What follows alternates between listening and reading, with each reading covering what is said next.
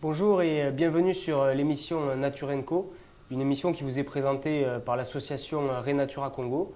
Donc aujourd'hui, on va parler ensemble d'un phénomène exceptionnel que l'on peut rencontrer sur l'ensemble des océans du globe. Donc on va parler des pontes des tortues marines. Et pour cela, nous accueillons aujourd'hui Jean-Gabriel Mavungu qui va se présenter. Je te laisse te présenter. Okay, merci beaucoup Paul. Je suis Jean-Gabriel Mavungu, coordinateur des activités de terrain à Renatura.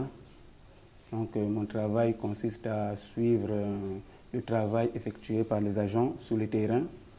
Je m'occupe également de la logistique et de saisie de toutes les fiches de travail réalisées sur le terrain.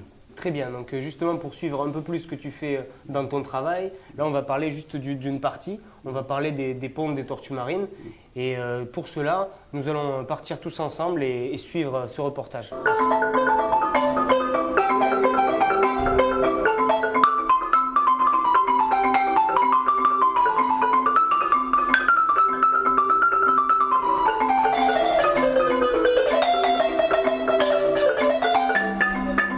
Bonjour, donc nous voilà arrivés ici au Malonda Lodge. C'est une excursion nocturne écotouristique qui porte sur les pontes de tortues marines, une espèce intégralement protégée au Congo. Et Renatura propose des excursions écotouristiques et on aura peut-être la chance ce soir de voir une de ces deux espèces qui viennent pondre ici, les tortues luttes, plus grandes tortues marines du monde, et les tortues olivâtres. Donc on espère en voir une ce soir avec le groupe qui nous accompagne. Allez, on y va, c'est parti.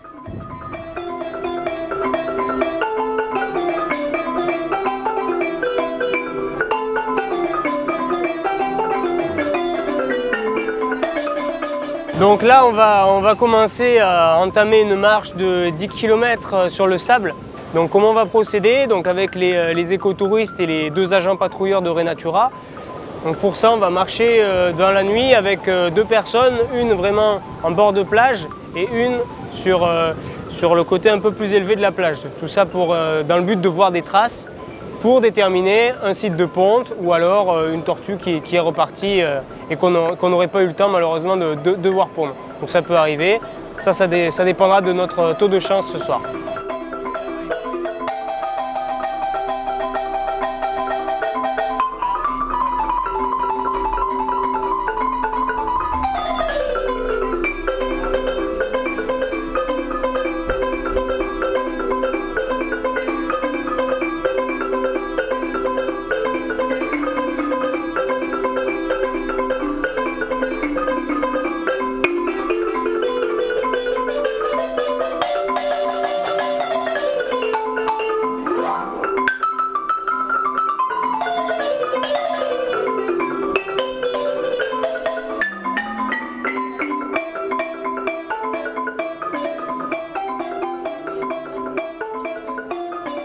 Bon ben là du coup on vient de quitter le point zéro, donc on va repartir vers le Malonda Lodge, on va entamer une marche de 10 km pour retourner jusqu'au campement.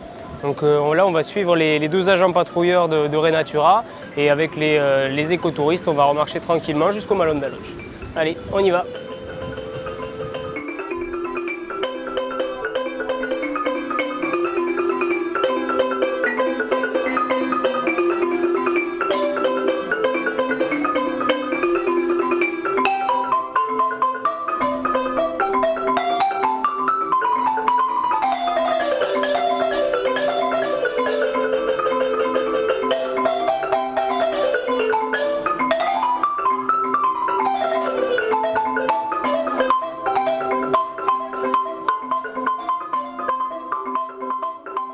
Donc voilà, on arrive à la fin de cette excursion nocturne. Donc on a fait une marche de 10 km avec le groupe d'écotouristes. Les écotouristes étaient très contents d'avoir pu participer au déroulement de cette activité des pontes.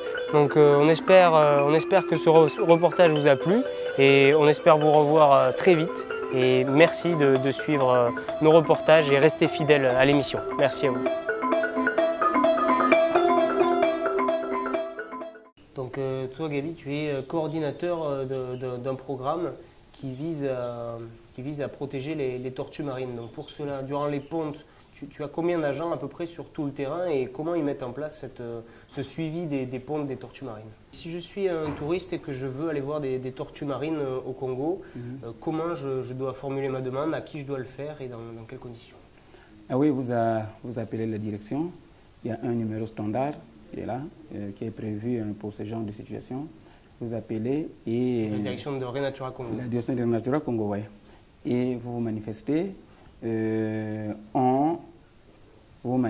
et on vous enregistre. Vous donnez la date, vous fixez la date à laquelle vous voulez aller voir les tortues.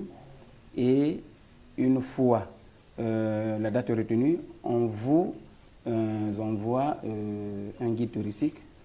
Et ce guide touristique va avec vous sur la plage. Nous n'avons que 2 sites touristiques. Il y a Njeno et Belelo. Et vous arrivez donc, si c'est Njeno, vous arrivez à Njeno. Entre-temps, nous avons informé nos agents qui sont sur le terrain à Njeno pour vous accompagner dans ce genre d'activité, parce que c'est eux qui font le travail de suivi des tortues marines sur le terrain. Qui marchent 10 km. Ouais. Oui, qui marchent 10 km. Et donc, vous allez effectuer des patrouilles avec eux dans le but de rencontrer éventuellement une tortue marine. Très bien. Et du coup, ces agents, voilà, ils marchent aussi parfois seuls. J'imagine qu'ils font peut-être une équipe de 2, mais ils font aussi des relevés qu'après ils te transmettent à toi pour que tu puisses avoir des données sur le nombre de tortues marines qui est venu pondre au Congo chaque année. Comment ça se passe tout ça? Ah oui, oui. Nous avons deux types de patrouilles. Il y a des patrouilles que nous appelons des patrouilles exhaustives et en patrouilles exhaustives, nous avons des sites de travail, 3 sites de travail à Njeno, à Mvassa et à Belelo. Et c'est à ce niveau-là d'ailleurs que les touristes, que nous recevons les touristes pour aller suivre, voir les tortues marines. Donc, dans chaque site, nous avons 5 éléments. Donc 4 en permanence, il y a un agent qui est en récupération. Et ces 4 se divisent en 2 groupes et ils vont d'une extrémité à une autre, puisque la distance qu'ils parcourent, c'est une distance de 10 km. Donc, ils font des patrouilles de nuit et des patrouilles matinales. Et dans ces patrouilles, donc, ils ont avec eux des fiches de travail. Donc, sensiblement, nous avons 5 types de fiches de travail qui sont censés remplir chaque fois qu'ils sont en train de faire leur patrouille et à chaque fois qu'ils croisent une tortue qui vient pondre sur nos plages. Et il y a tout un travail qui se fait là-bas, un travail de bagage. On prend la biométrie, on prend les caillures des tortues marines une fois rencontrées sur le terrain, sur la plage. Très bien. Et c'est toi qui t'occupes de traiter toutes ces données-là? Oui, oui, oui. Quand ces fiches,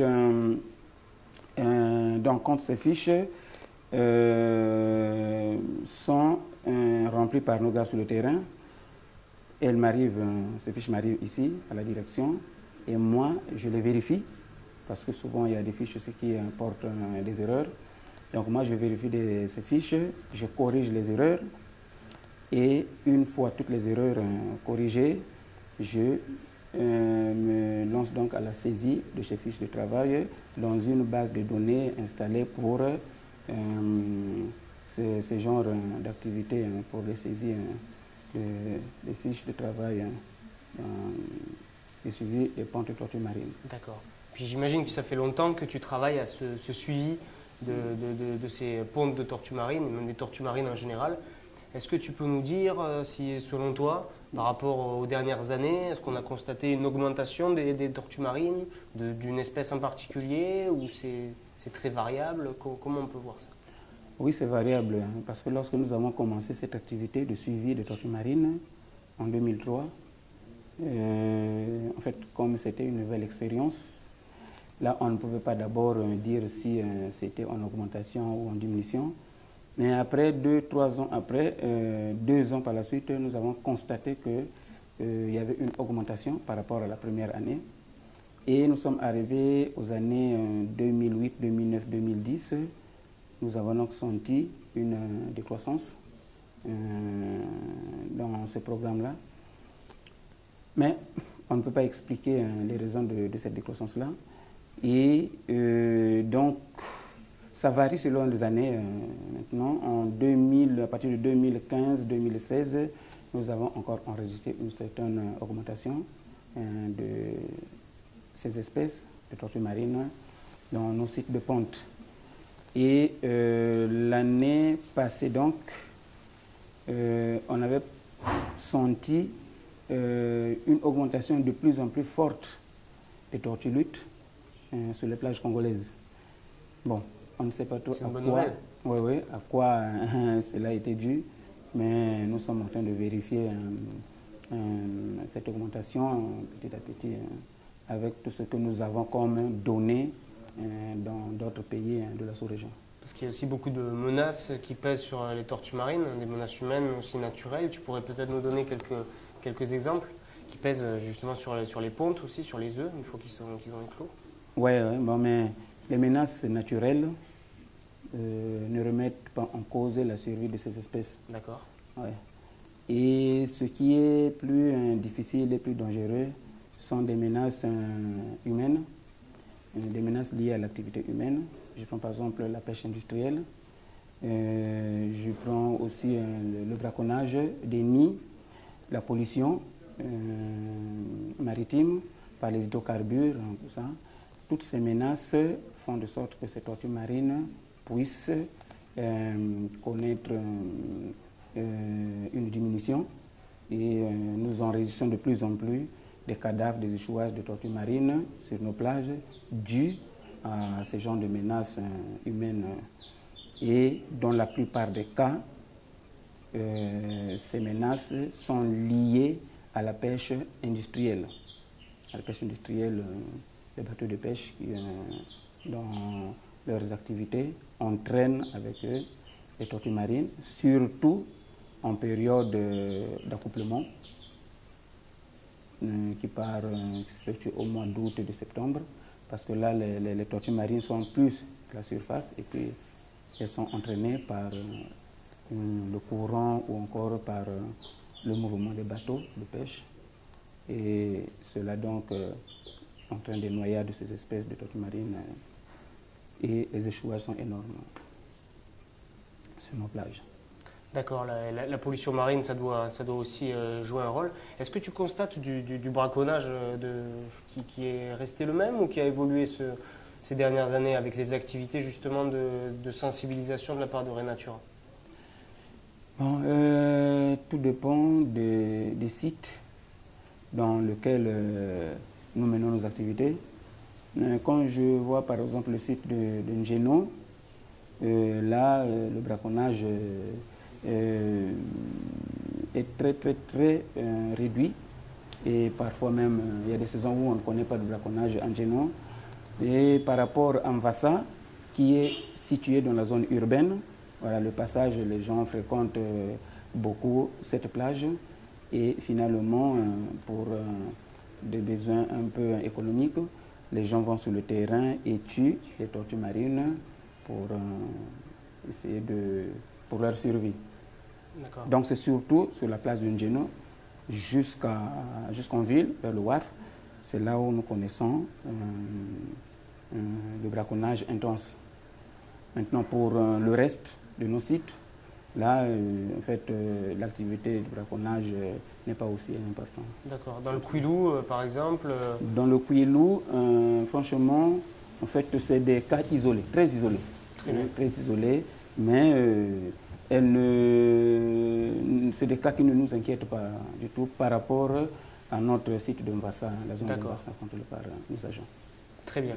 Et donc du coup, cette année, vous travaillez aussi dans le parc national de Konkwati. Est-ce que vous pouvez nous en dire plus sur Konkwati et pour votre première année, qu'est-ce que vous pouvez en tirer, même si on est encore dans la saison, on n'a pas encore les retours des chiffres peut-être, mais... Oui.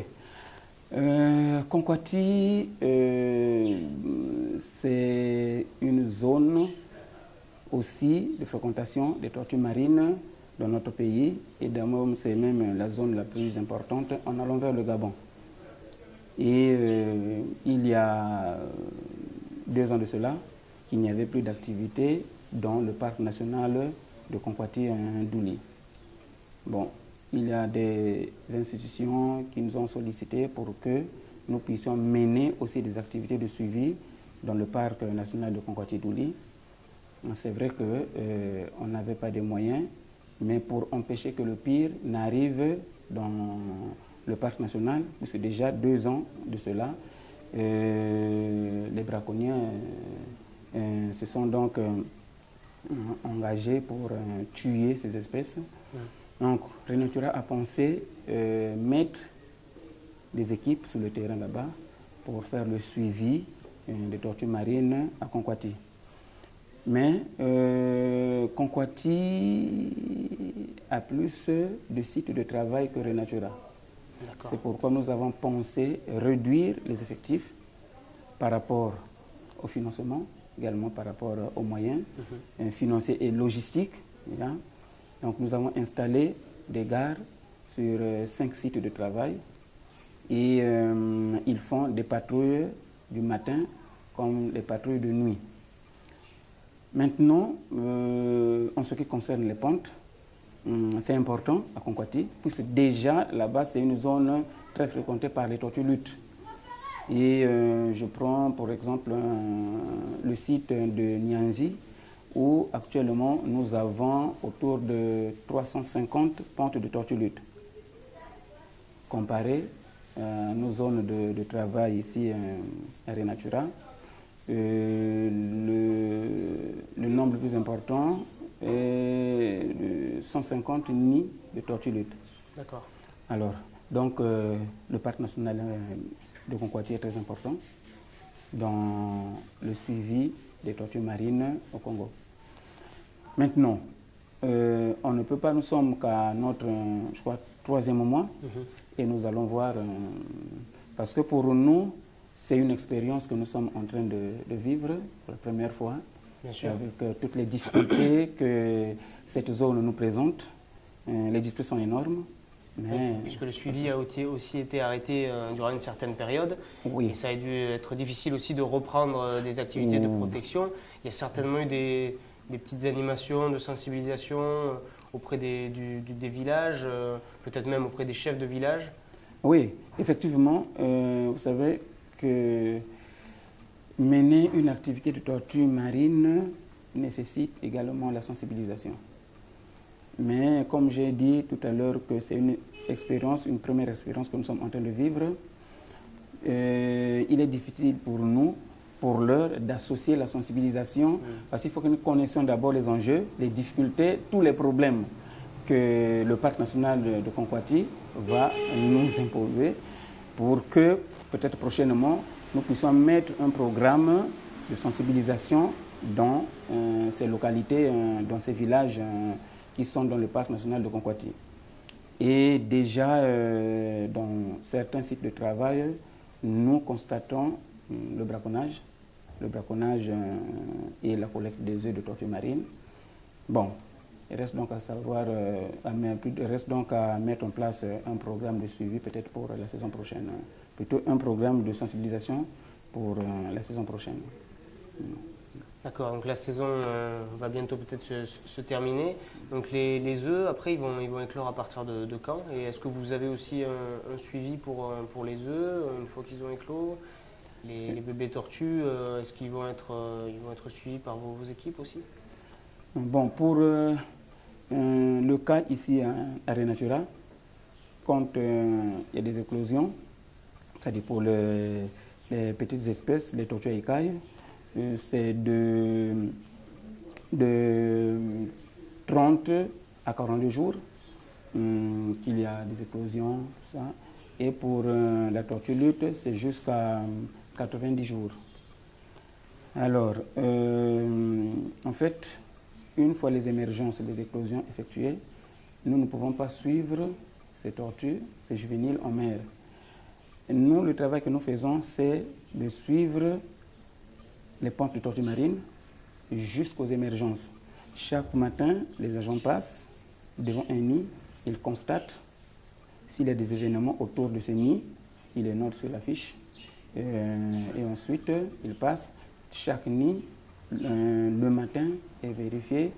Et le jour de l'émergence, les tortues sont parties en mer, les bébés, on ne peut plus contrôler ce nid-là, on peut suivre ce nid et on procède donc au suivi des autres nids qui n'ont pas encore éclos. Donc voilà le travail de suivi des nids de tortues marines jusqu'aux émergences. Tous ces agents-là que vous avez avec vous, ça représente combien de personnes? En fait, sur le terrain, nous avons dans nos sites de suivi exhaustif, nous avons 15 agents, plus 8 agents qui font des patrouilles estimatives. Donc au total, nous avons autour de 23 et à cela, il faut ajouter les 2 agents de libération qui font 25.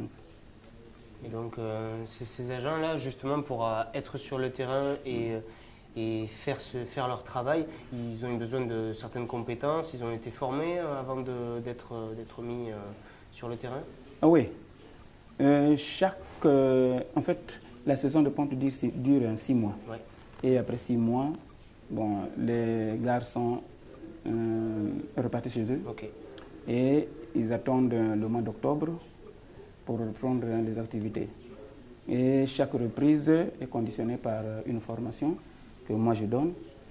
Et c'est au cours de cette formation-là qu'on peut corriger certaines erreurs, améliorer certaines choses ou encore ajouter de nouveautés. Et donc nos gares, nos agents, en fait c'est des personnes qui ont mis du temps à Renatura et qui ont des connaissances suffisantes dans ce domaine, dans ce genre d'activité. Nous les formons donc, ils vont sur le terrain et ils font le suivi des tortues marines et ils notent tout ce qui nous leur demandons. C'est quoi leur matériel? Ils ont un appareil photo? Est-ce qu'ils ont un GPS aussi pour signifier le point GPS du nid aussi? Comment ça se passe? Oui, en fait, ils ont du matériel. Il y a les applicateurs, il y a les bagues, il y a 2 types de mètres, le mètre métallique et le mètre ruban. Ils ont des appareils photo, des GPS pour prendre les points, les coordonnées de chaque nid, parce que ces coordonnées nous permettent de tracer une carte après avoir reçu toutes les fiches de nid. Donc nous mettons en place une carte pour voir un peu la répartition des différentes espèces de tortues marines qui viennent pondre sur nos plages et voir aussi l'emplacement des nids de tortues marines sur une partie de plage. Donc, ils ont le mètre, ils ont aussi les fiches de travail, j'ai déjà parlé de ça. Et tout ce matériel leur permet de mener à bien les activités de suivi de tortues marines sur les plages congolaises. Très bien. Et en exerçant leur travail, justement, est-ce qu'ils ont pu déterminer s'il y avait plus de tortues luttes qui venaient pondre au Congo ou plus de tortues olivâtres? Ah oui, en fait, ça c'est ce genre d'appréciation, nous le faisons à la fin de la saison. Parce qu'au début, nous avons toujours constaté la sortie des tortues olivâtres, les tortues écailles, et ensuite viennent les tortues luttes. Donc c'est à la fin, après avoir récolté toutes les données, on peut donc faire le constat quelle espèce est venue le plus pondre sur nos plages, les plages congolaises. Ça vous est déjà arrivé d'avoir une espèce de tortue qui vienne pondre au Congo ou c'est seulement les tortues luttes et olivâtres? En fait, c'est seulement les tortues luttes olivâtres et rarement, je dis bien rarement, les tortues vertes. Les tortues vertes, mais sinon, il n'y a que les tortues luttes et les tortues olivâtres qui viennent pondre sur le littoral congolais. Très bien. Je vous remercie déjà de nous avoir un petit peu parlé de la protection des tortues et surtout des différents sites de ponte au Congo, de nous montrer un petit peu comment tout cela ça fonctionne. J'aimerais juste avant vous poser une petite question. Est-ce que vous avez un message à faire passer aux téléspectateurs qui nous suivent pour les inciter justement à préserver les sites de ponte de tortues marines et justement à changer peut-être leur comportement pour éviter le braconnage et inciter des Congolais à mieux agir et à mieux comprendre ces espèces intégralement protégées? Ah oui, bon, le message est que bon nombre de Congolais ne savent même pas qu'il y a des tortues marines au Congo. Parce que lorsque nous parlons de ces espèces-là, certains sont même étonnés. Au Congo, il y a des tortues marines. Et donc, nous pensons que à partir de ces informations, de toutes ces informations que nous leur avons apportées au cours de cette émission, ils peuvent nous contacter à travers notre adresse email ou encore nos coordonnées téléphoniques et ça nous permettra donc de les informer le plus possible sur les activités que nous menons ici. Maintenant, il y a aussi des personnes curieuses qui vont sur la plage et qui croisent souvent nos agents qui font des patrouilles. Ça leur permet également d'avoir des renseignements sur le type de travail que nous menons à Renatura et de faire de sorte que la sensibilisation puisse aller de l'avant. Parce que quand vous êtes informé et quand vous appréciez l'activité que nous faisons, vous pouvez également persuader, sensibiliser, informer aussi les voisins, la famille, les parents, tout ça sur l'importance de protéger les tortues marines au Congo. Donc, pour conclure, M. Gaby, j'aimerais vous remercier d'avoir participé à cette émission et vous inciter à poursuivre cette belle initiative de protection des tortues marines qui constitue un équilibre, une chaîne, un maillon de cette chaîne de l'équilibre marin. Et voilà, c'est une activité vraiment louable de les protéger. Je vous souhaite beaucoup de choses, de belles choses. Et on compte sur les activités de Renatura Congo pour mener à bien cette belle mission. Donc merci. Restez fidèles à l'émission, je compte sur vous.